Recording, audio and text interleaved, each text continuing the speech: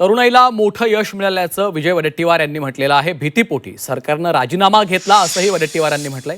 काँग्रेसच्या काळात पेपर फुटले पण राजीनामे घेतले नाहीत असं नितेश राणे यांनी म्हटलेलं आहे. पंतप्रधान मोदी जनतेचा आवाज ऐकून घेतात असंही राणे यांनी म्हटलं आहे.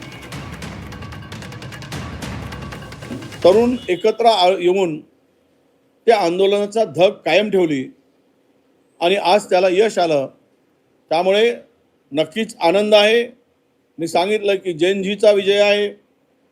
हा काक्रोच पार्टी नावाची जे काही संघटना झाली त्यांचाही आहे. राहुलजी गांधीच्या खंबीरपणे जैनजीच्या मागे उभं राहण्याचा त्याचाही परिणाम आहे. वांगचुक यांनी केलेल्या आंदोलनाचा परिणाम आहे. आणि यातून हे आंदोलन काही आता थांबणार नाही. हे आंदोलन देशभर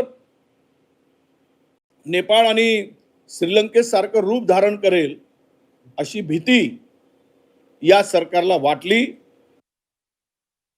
कधी कधी राहुल गांधींनी कधी कधी त्यांच्या आजूबाजूला मांडीला मांडी लावणारे जे मोदी साहेबांवर आज टीका करतायत ना, त्यांनी एक प्रश्नाचं उत्तर द्यावं की काँग्रेसच्या काळात जेवढे पेपर लीक झाले त्या बाबतीमध्ये एक तरी कधीतरी मंत्र्यांचा राजीनामा घेतला होता का?